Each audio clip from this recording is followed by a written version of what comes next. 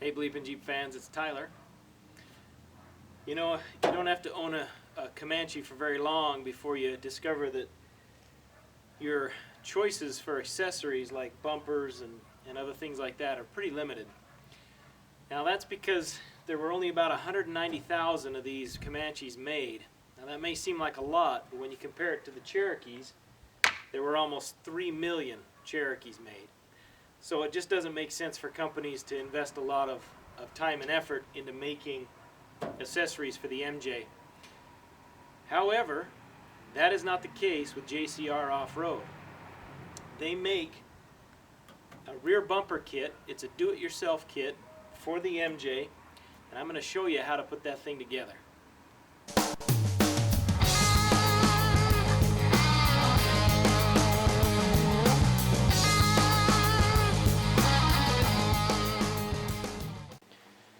This is how your bumper's going to show up in a box like this. Now there was a bunch of foam and everything in here. I've removed all that.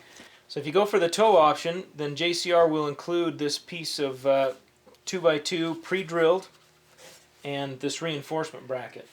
So here's the tools I'm going to be using to put this bumper together. I'm going to be using some vice grip clamps. If you don't have these, C-clamps will work. They're just a little bit slower. Got kind of a collection of different magnetic welding. They're not a clamp, but they just help hold things together when you're trying to weld 90 degrees. I've got a cutter on my die grinder, a protractor. We're going to have to do some 90, 40, and 50 degree bends. I got a speed square just for quick 90 degrees, a hammer. I've got two grinders set up, one with a grinding wheel and one with a flapper wheel, a sanding disc. And I've got a 36 grit disc in it right now, and then I've got an 80 grit disc that I'll use to do the finish work with. The welder I'm going to be using today is a Millermatic 140. This is a very entry-level hobby welder. You just plug it right into the wall. It's a MIG welder.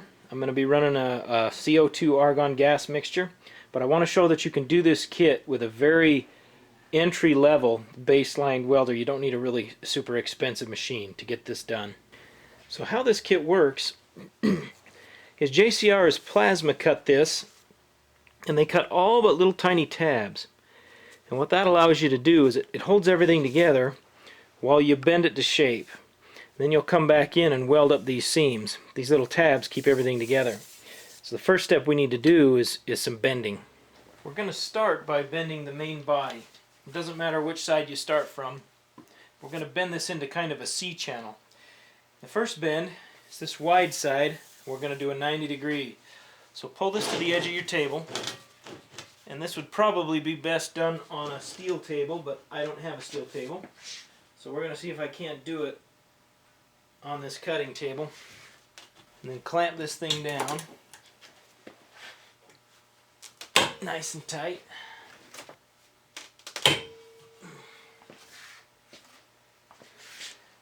We're just going to grab this and bend it.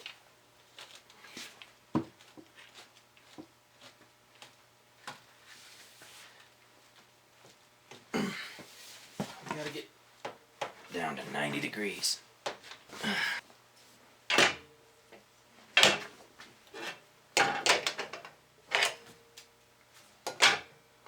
Looks good. Alright, our next bend is going to be 40 degrees.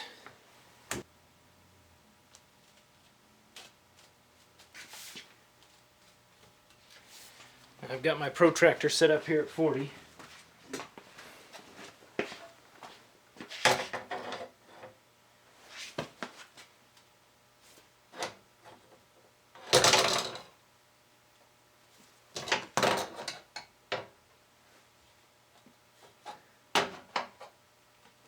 So that's pretty darn close. Alright, now we do the last one. It's going to be a 50 degree bend. Well, this last bend can be difficult because it's such a small piece. It has a tendency to lift in the middle. If you've got a C-clamp small enough, you can probably get it down through there and clamp it down. I can't find one right now. So what I'm going to do, I'm going to take my die grinder here and I'm going to just thin these little notches, these tabs, just a little bit. I don't want to cut all the way through, but I'm going to go through about halfway, and that'll make these bend quite a bit easier and should get us where we need to be.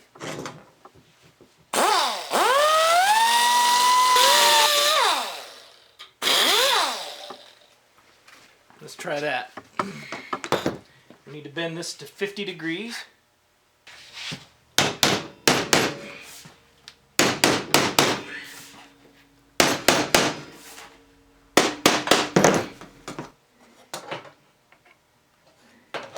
Very nice. Okay, once you're satisfied with that, let's move to the next pieces. Now, you need to make a right and a left side. So if you look at these, you'll see how there's this kind of hook, J-hook right here. The piece with this J-hook is going to get the 90-degree bend. So just lay them out on your table so you don't screw this up. You'll have a left hand and a right hand, so we'll have opposite sides. So let's start with that 90-degree bend. Now I took, where this is a smaller piece, a little bit more intricate, I took a piece of scrap metal and I just butted that up to the edge of my table here. That's going to give me a little bit sharper, cleaner corner to bend on. I'm going to go ahead and clamp this down. And if these bends are giving you trouble, again, you can come in with your die grinder and just remove a little bit to get these to bend. Really bends pretty easy. Pretty darn close. Alright. Our next bend is going to be 40 degrees.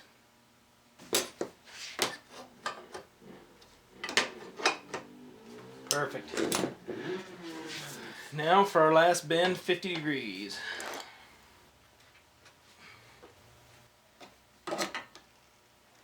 Very nice. Okay, let's move to our other side. Making sure that we make these opposite each other. See how we made opposite sides? Doesn't that look cool? What a great idea. Alright, we're going to set these aside. Alright, these are the last two pieces we need to bend. And again, make sure you get a right and a left. You can see how they've got little notches in them. Set them up now so you got a right and a left, so there's no confusion. These we need to bend to 15 degrees. Right there.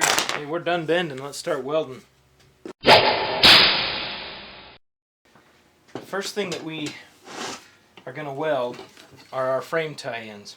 And there needs to be a right and a left hand on these again. So we just push them opposite each other. You see where this slot is cut? That needs to go pointing towards where these slots are cut. It slides right down into a little channel there, like this. But before we tack these in place,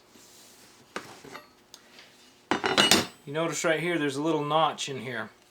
We're going to open that notch up just a little bit more, and trust me, you're going to thank me later, so do that now. You don't need to deepen that notch a ton. 1/16, maybe 1/8 of an inch at the most. And I'll show you later why we did that. Let's go ahead and get these welded up. So we want this to be 90 degrees. So I'm going to use one of my little 90-degree welding clamps here. The other thing we want to do is make sure this does not extend beyond the back side of that. Okay, so I'm going to come in, I'm just going to tack weld this in a couple of spots on both sides. Do not, that place that we just ground out, don't put any weld in there.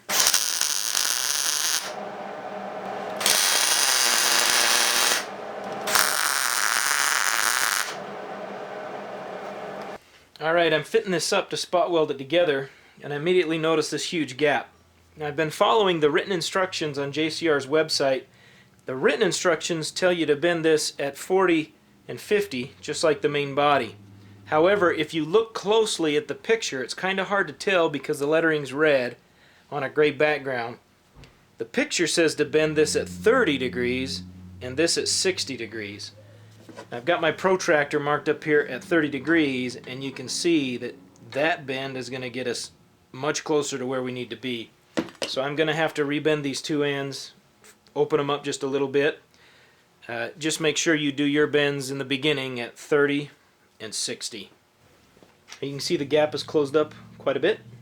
I'm going to go ahead and start tack welding this together, and when I get up here then I'll adjust this as necessary to match the main body.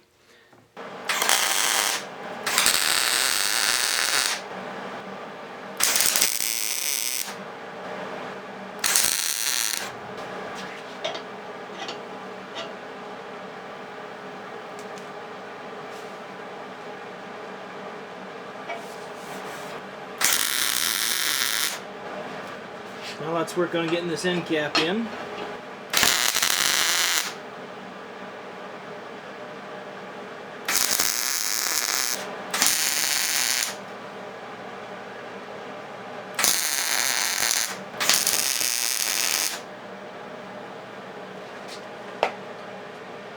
Alright, let's work to the other side.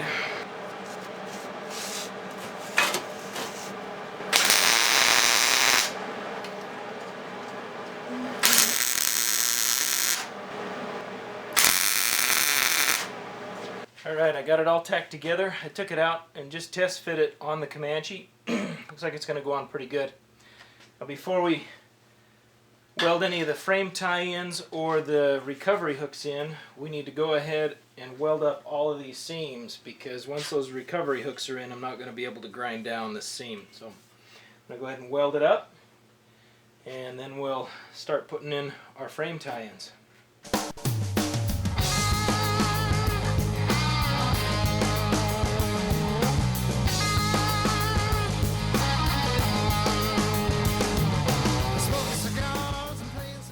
Alright, I've finished my initial round of welding. I'm going to go ahead and start grinding and cleaning up all of my corners and welds and everything. I threw down my cards, I was triple jack pissed.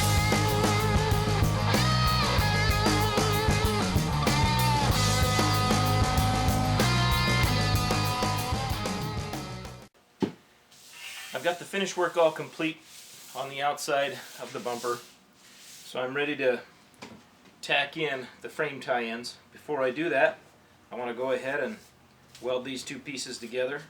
So I'm going to do that on both of these, and we'll tack them in. The written instructions say the next step is to weld in or tack in your recovery point. Now I don't want to do that. I want to tack in my frame tie-in first, because these two have to intermesh like this. So it comes through the bumper into that slot, and if I get it too deep or too shallow, it's not going to mesh well. So I'm going to go ahead and tack the frame tie-in first. I can insert this through the front side and get it in afterwards. So I think that's the way I'm going to do it. First thing I got to do is square this up to the main body.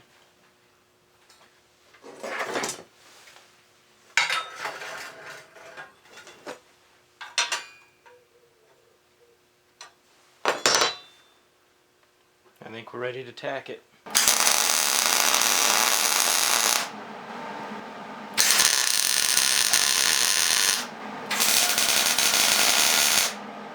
Okay, we'll do that to the other side, and then we'll go do a test fit on the truck.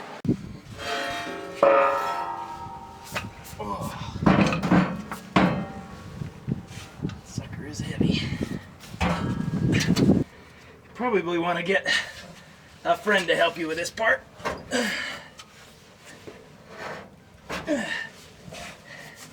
Unless you don't have any friends.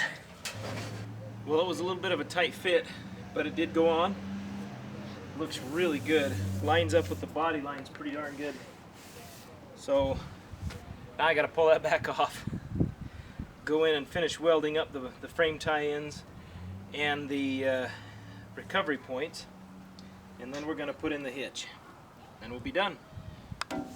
Except for paint. You remember back at the beginning of the video I told you to take a little bit of extra material off of this piece right here on the frame tie-in. This is why it has to fit around the shackle hanger. And if you don't open it up enough before you get it all welded together, it's very difficult to come in and open that up later because there's just no room, even with a cutting wheel, to get in there. So that's why I told you to do that, just to make your life a little bit easier. Okay, I'm all done welding with everything. If you did not go for the toe package, then just weld this seam up, grind it smooth, and you're done. I went ahead and opted for the toe hitch, so now I'm going to need to cut this little square out, and then we'll fit up the receiver hitch. I've squared it up to the main body. I slid this piece over just to make sure that I got the height correct here, and that I got it square horizontally as well as vertically. So I'm going to go ahead and I'm going to just reach in and tack this in a couple of places, then I'm going to pull this off, pull the magnets out of the way, and then weld it up a little better, then weld this piece in.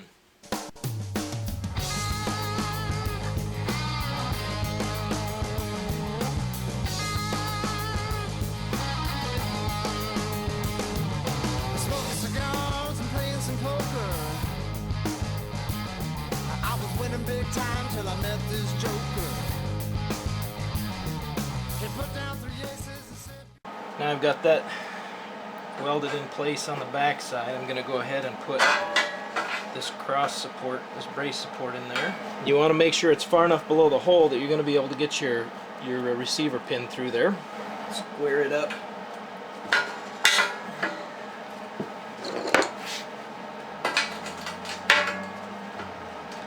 As best you can. Go ahead and tack it in place. Some punk took my money, I was triple jack pissed. Underappreciated on the manifest, getting in the shaft, the bottom of the list. You mad, be like, don't live a list. Like I was his, I was triple jack pissed. Alright, let's weld it up. Put the band back together and made it to the stage. I sold out as our old headline front page. I plugged in my guitar, turned on the amplifiers.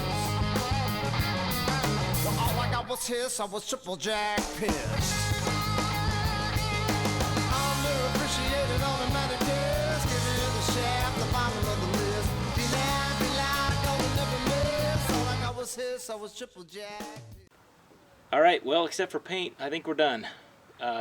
Matt already has a video on how to paint a JCR rear bumper on his Hope Floats project. I'll post a link in the description below if you want to see that. So I'm not going to spend the time on trying to tell you how to paint this.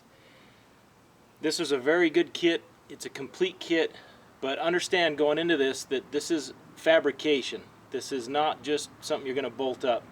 You're going to have to cut and trim and bend. You know, these are plasma cut. Your tolerances with a plasma cutter are about 1/8 of an inch. So there is going to be some fabrication involved. There is a lot of welding, a lot of grinding, a lot of finished work. But I'm super happy with the end result. I think it was worth all the work, and I'm really happy with the bumper. You know, these aren't just made well, but they look really good. JCR really has an eye for styling. I really like their style.